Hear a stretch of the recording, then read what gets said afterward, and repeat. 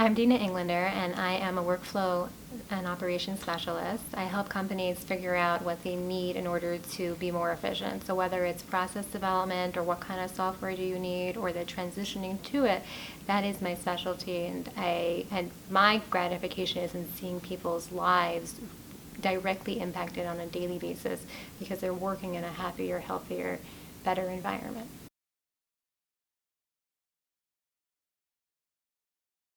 A CRM is a loose term for some kind of software that's helping you run your business. The actual words mean a customer relationship manager, but in actuality, people don't only use it for customers. The idea is that if there's anything that you're doing within your company that's talking to a client or doing the work so that the client or customer is being served better, you need to keep track of that somehow. So a CRM might look like a spreadsheet if you're a small company, although if you have a spreadsheet and you're a large company, that's a pretty bad sign. You need a stronger CRM. It might be Zoho, it might be Salesforce. There are so many different platforms, but the bottom line is that this is some kind of software that is connecting all the dots in your company to bring them together in a way that you can always keep track of everything that's going on in your company.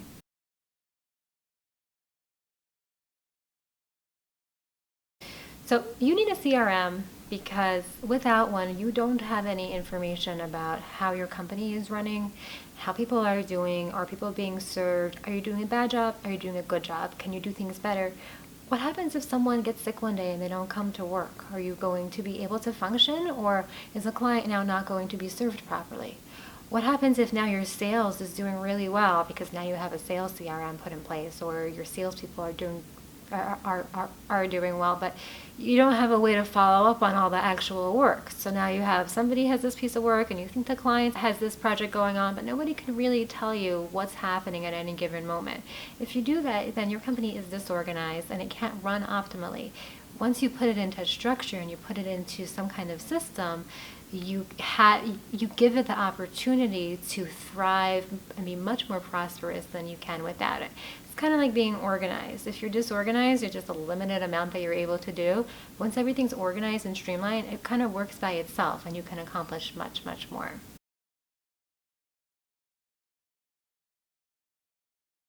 So how do you figure out what kind of software you need? What kind of system?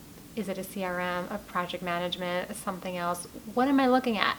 The worst thing to do is say, okay, I need a CRM. Great, you've convinced me. Now go onto Google and type in CRM and pick the first thing that comes on your list, and that's your CRM. Most chances are it's not going to do what you need it to do. What you do need to do is take a look at yourself. So what do I need the CRM to do? Is it going to be tracking the people that I meet and writing down times when I speak to them and what follow-ups need to happen? Or is it going to say these are the projects and this is who the projects are assigned to and this is what happens when it goes from one person to another and this is how I can keep track of it, this is how I do my billing? You have to take a good look at the different people in your company, what they're doing, how they move projects from one place to another, and see where technology would be helpful in capturing information and managing it when you have a good scope of what you're looking at. And you may need help with this. It's very hard to objectively say, okay, this is what I need my CRM to do. You can usually get a trusted advisor to come in as a consultant and help you figure that out. Once you know what it is that you need, then you can say, all right, Google, I need a CRM that does X, Y, and Z. Test it out, make sure it can really do that, and then transition to it. If you transition to a CRM or some kind of system without thinking about it and doing the proper research beforehand, most likely you're going to end up with an implementation that people aren't using, because if people don't like it or it doesn't make sense, you don't have that buy-in. No matter how hard you try, they're just not going to use it, and it's a waste of money and a waste of effort. So putting the proper forethought into what do I really need, and does this make sense for my company, as opposed to just listening to a really good salesperson, that will make the difference between an implementation that fails and an implementation that really takes your business to the next level.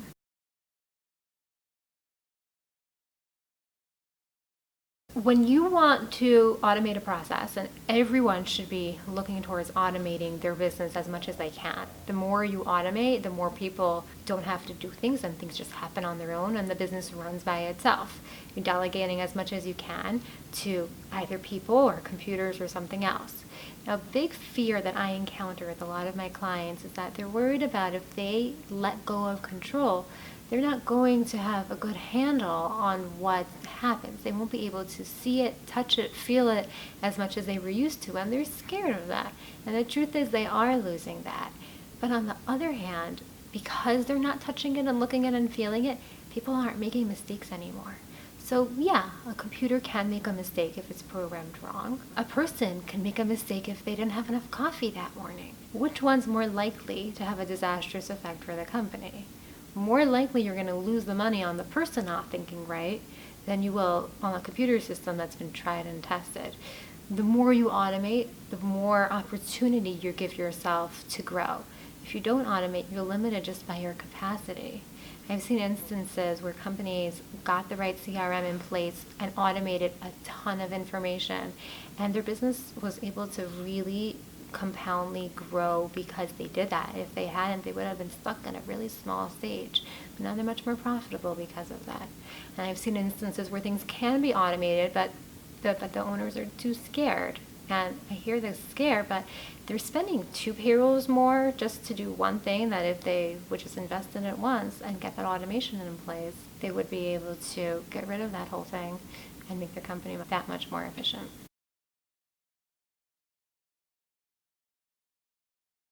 So you're looking to fill a position in your company. Someone left, a need has been created, there's too much work going around, and you need to put someone in there to do that work well. There are a few ways to go about doing that, but the most effective way is going to be for you to first figure out what you want that person to be doing, and then look to hire towards those strengths.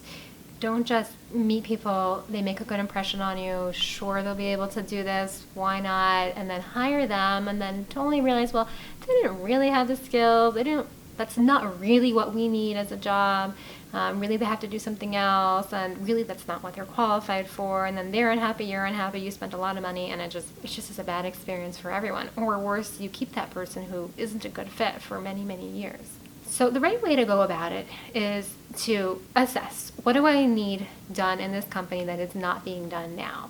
Create a job description based on that. This person, let's say I need to hire someone who's going to be a secretary. Now, what's that secretary going to do? Secretary is very global. Well, they have to be able to answer the phone, talk intelligently, answer the questions, be able to look things up in the CRM, and pass information along to the appropriate supervisors. All right, great. Now I have a job description. Now I can go look for someone.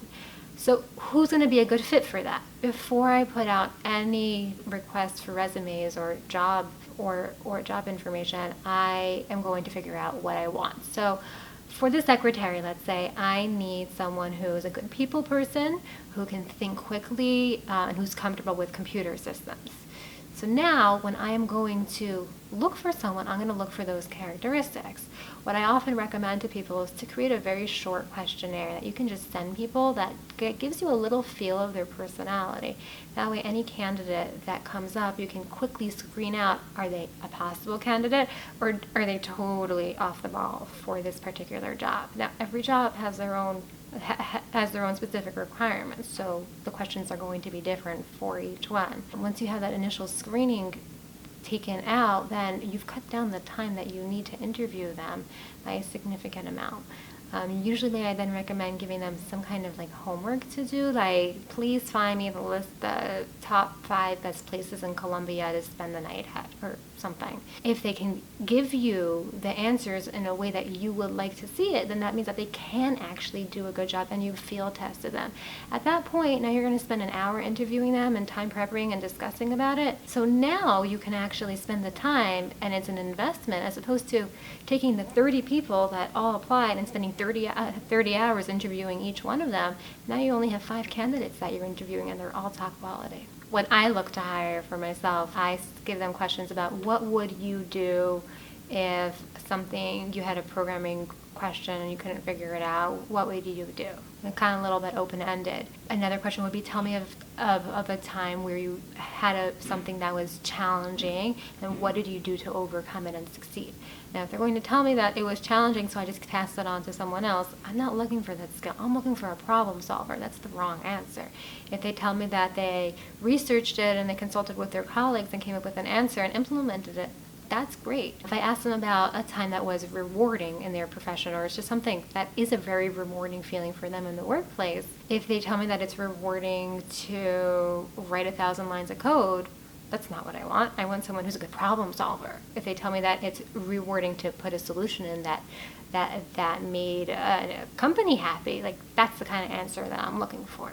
What you have to think about is, what do the answers tell me about the person's characteristics? And you want to hire based on characteristics. It's often more comfortable also, well, not more comfortable, it's better to hire and screen out before you meet them, because when you meet someone, you're going to form a false impression of them, almost guaranteed. You don't want to have that false impression of them, and that's going to influence your hiring decision, not their actual strengths and if they can do it or not. So the best companies hire without, well, they don't hire, they first screen out, and then they interview, and then they hire.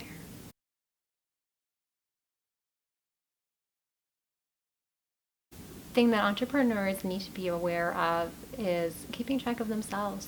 If you have a goal, then just keep track of where your goal is and don't get sidetracked. If your goal is to have a business that is bringing in a profit, then you should make sure every day that you're thinking, my goal is about making this business be profitable, or whatever it is. Set every day what your goals are for the next day, so you don't lose track of where do I want to be, where do I want to go, getting caught up with things. And believe in yourself. It's hard to be an entrepreneur and not get that backing from everyone, and nobody knows really what you're doing. You don't have this kind of support network that you want. Find it, but know that if you have something out there, find the resources to help you. Talk to people. There are so many resources and people out there that are going to help you if you let them, but you need to be able to find that, be able to reach out for it and be receptive to it.